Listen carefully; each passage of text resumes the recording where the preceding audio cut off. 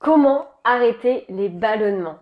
Bonjour à vous et bienvenue dans cette nouvelle vidéo. Si vous me rejoignez pour la première fois que vous me découvrez, je m'appelle Coralie Béguin, je suis naturopathe spécialisée dans les troubles digestifs chroniques.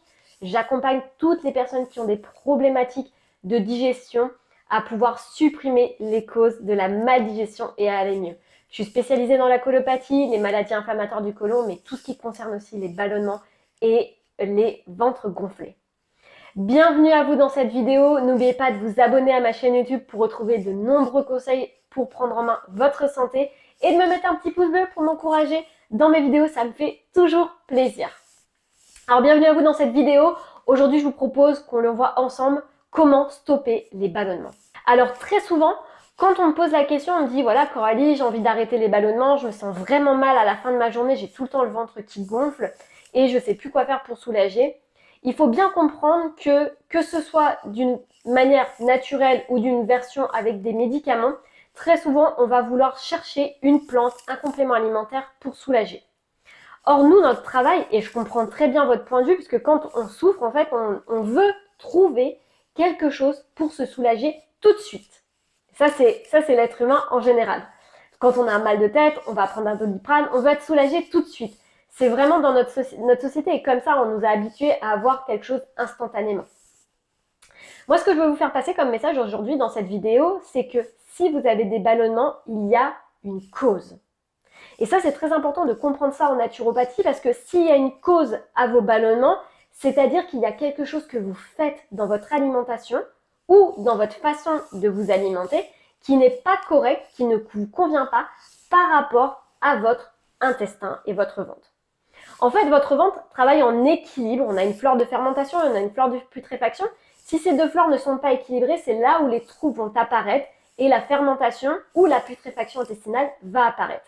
Donc très souvent, on va apercevoir des femmes qui me disent « Coralie, j'ai systématiquement le ventre qui gonfle en fin d'après-midi.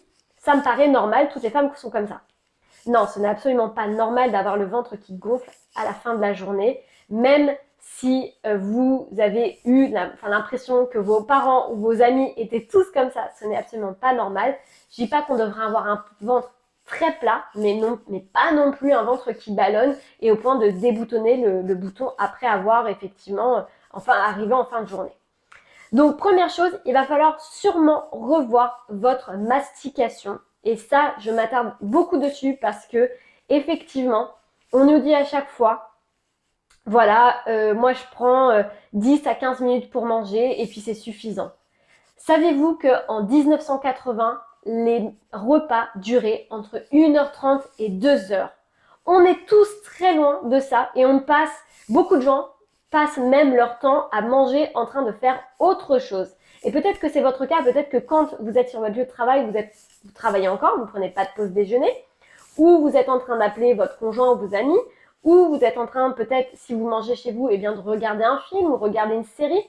Et en fait, le cerveau n'analyse pas ce qu'il est en train de faire. Et donc, vous vous retrouvez à la fin du repas à avoir énormément, parfois avalé d'air, manqué de mastication. Et comme vous n'êtes pas concentré sur votre repas, si vous voulez, vous allez avoir des problématiques de digestion et de ballonnement qui vont arriver. Et puis, il y a quelque chose qu'il faut différencier aussi. Il y a des personnes qui vont ballonner tout de suite après la fin du repas et des personnes qui vont ballonner 4 à 5 heures après la fin du repas. Ce n'est pas les mêmes types de problématiques, on est sur les mêmes causes des piliers de digestion, mais on n'est pas sur les mêmes problématiques. On va voir la problématique où quand vous ballonnez tout de suite après le repas, c'est lié à votre estomac.